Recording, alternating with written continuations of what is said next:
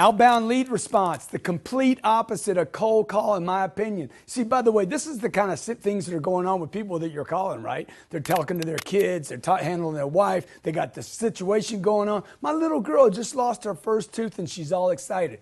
This is what's going to be happening when you're making calls. Now, the lead response is the complete opposite of a completely cold call. This, at least in my opinion, this is a person that said, I'm interested in your product, hit your website, responded to an ad. Some people say this is a hot lead. Oh, they're hot, they're ready. Oh man, they're ready to go. This is a live buyer. They're maybe in your office, they're on your website. It could be a chat call, they hit your website, and or they could be saying, send me some information only with email, or here's my phone number, call me. Either way, okay, in the office, on a call, on the internet, these layups, because they're actually interested in what you have. Now, understand this, just because they said they're interested doesn't mean they're a layup. Just because they said they're interested doesn't mean they're qualified. Just because they said they're interested actually doesn't even mean they need or want or that your product solves their problem or that they're even on the right product. So let's just set this up. Someone hit your website. A lead form came in, okay? They hit a landing page and they're saying, I want information about your company or this product. Okay, or they called you. See, that's a lead that's suggesting they're interested, okay? Maybe they registered for a free report, or one of the things we do at our company is we offer an ebook. We offer a free ebook to generate a lead, and we're like, oh, that guy's interested. My sales guy's like, I'm calling him back, he's ready. And everybody's all excited. But what are you gonna do now, okay? Number one, let me just tell you this, all right? The speed of response is key. Your speed of response is everything here.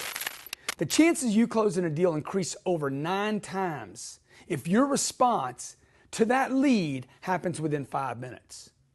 Now, that's impossible in some situations because maybe they hit your website at 2 o'clock in the morning. Maybe they're in another time zone and they hit at 9 o'clock their time, which was really 2 o'clock your time, so you couldn't respond. So the best you did was send some kind of dumb automated response. That's not the kind of response I'm talking about. Speed of response by a human being increases your chances 9 times if you could respond within 5 minutes. Now, when I first saw this statistic, by the way, I was like, wow, man, that is unbelievable. What if I could cut that back to 50 seconds? What if I could respond to someone while they were requesting something from me?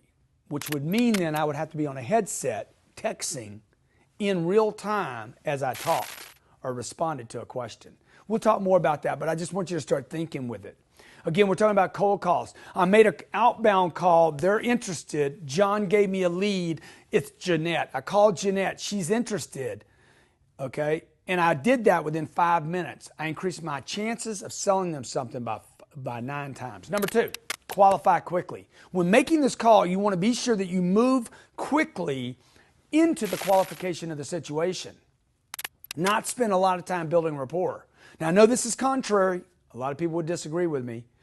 But most of you are spending way too much time building rapport, getting on common ground, actually forcing common ground that doesn't exist, and then you can never substantiate. You're spending time doing something that your customer, by the way, doesn't want.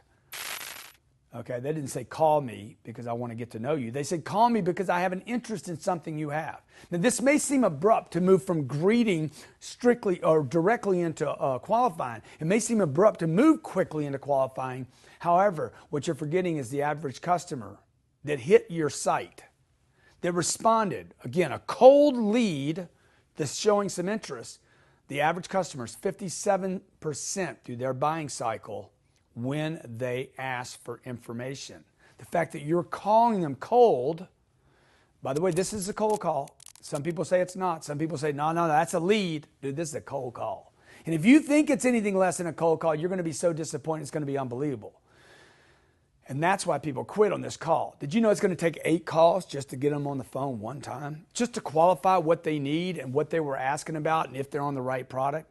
All right, more about that in a second. So while this may seem like the first time you're speaking to them, remember, they have likely been researching your product online for hours.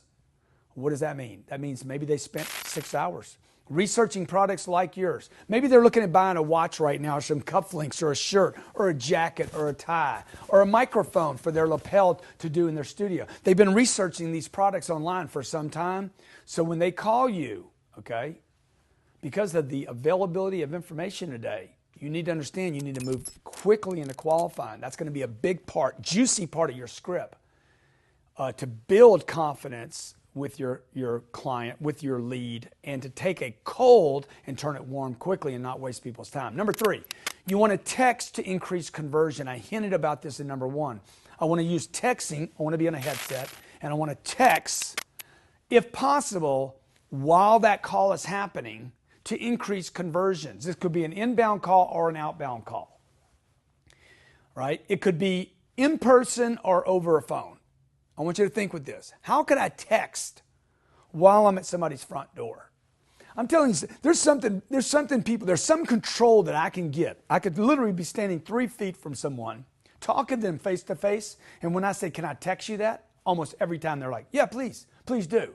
I'm right in front of the guy. I could show it to him, but if I could text it to him, it sits on his phone now. By the way, I grab his data, he grabs mine, we exchange something, and it sits on his phone.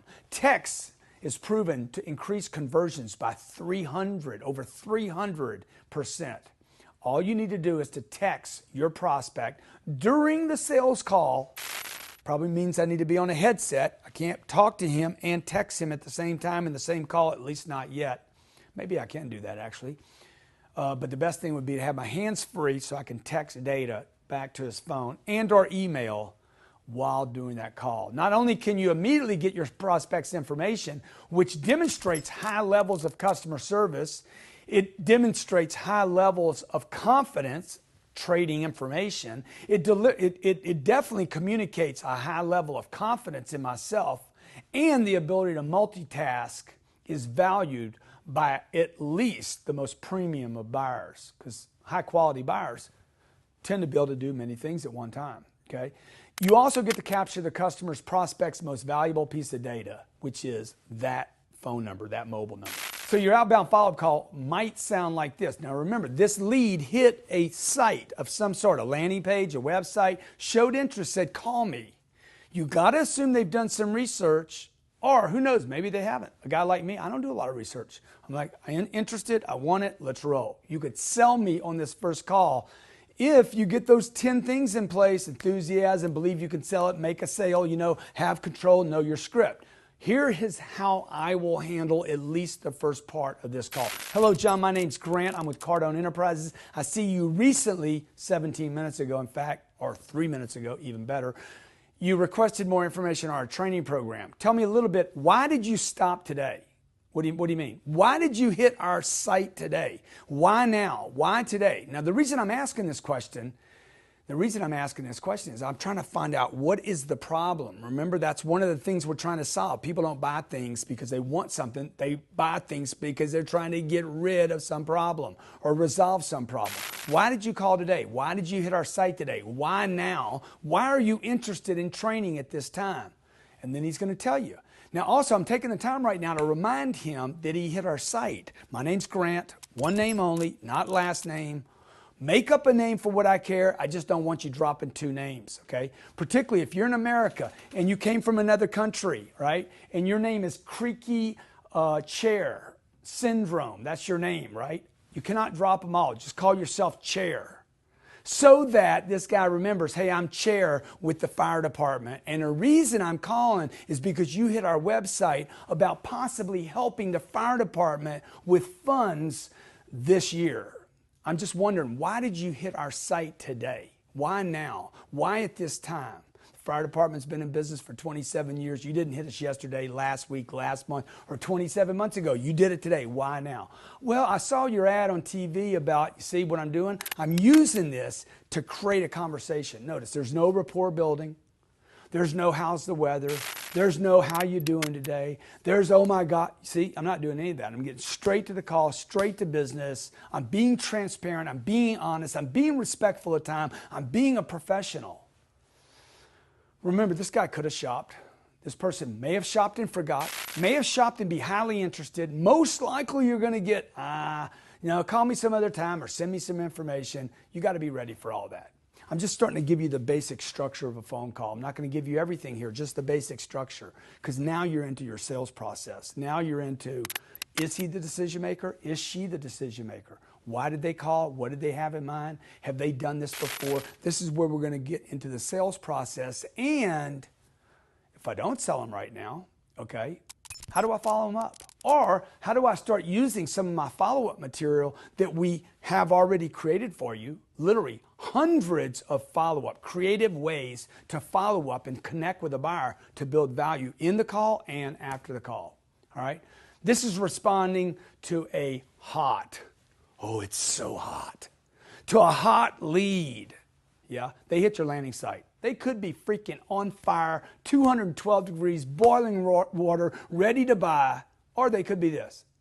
Yeah, I forgot I even called you. You need to be ready for all of it. And the way to do that is have a basic structure to your call to start. I want you to go back now. I want you to build the basic structure through the qualification process to find out this one thing. Why did you hit our site at this time?